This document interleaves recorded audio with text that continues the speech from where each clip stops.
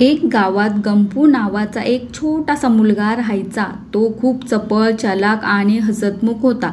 पण त्याला शाळेत जायची अजिबात आवड नव्हती. रोज सकाळी शाळेत जाण्याची वेळ आली की तो बहाणे शोधायचा आणि कधी ताप आल्याचं सांगायचा, तर कधी पोट दुखतंय असं. गंपूच्या आईवडिलांना त्याच्या या वागणुकीचं खूप आश्चर्य वाटायचं. ते त्याला शाळेत का जायचं नाही असं विचारायचे, पण गंपू काहीच उत्तर देत नसे. एक दिवस गंपूच्या आईने ठरवलं की आपण गंपूला शाळेत जावं का वाटतं हे शोधूया.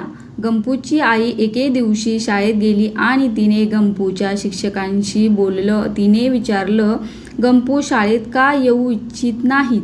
शिक्षकांनी सांगितलं की गंपूला शाळेतील काही गोष्टी आवडत नाहीत.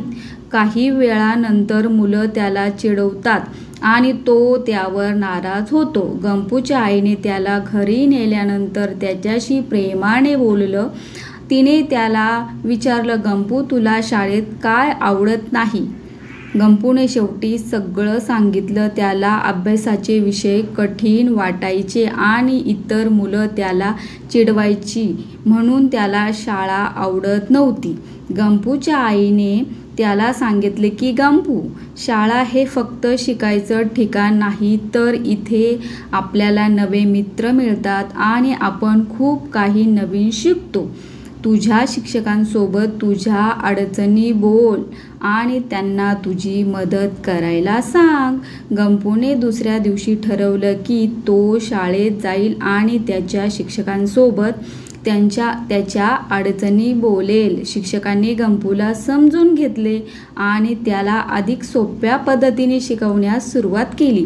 काही दिवसांनी गंपूला अभ्यासाची गोडी लागली आणि त्याला शाळेत जाणं आवडू लागलं. त्याने नवे मित्र बनवले आणि सर्वांशी चांगले संबंध ठेवले. गंपूच्या आईवडिलांना आनंद झाला की गंपूला शाळेत जायची इच्छा निर्माण झाली.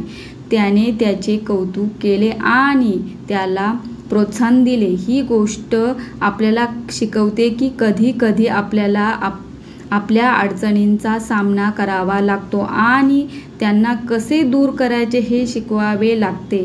आणि मुख्य म्हणजे आपल्याला धैर्य आणि प्रयत्नांच्या जोरावर कुठल्याही अडचणीवर मात करता येते.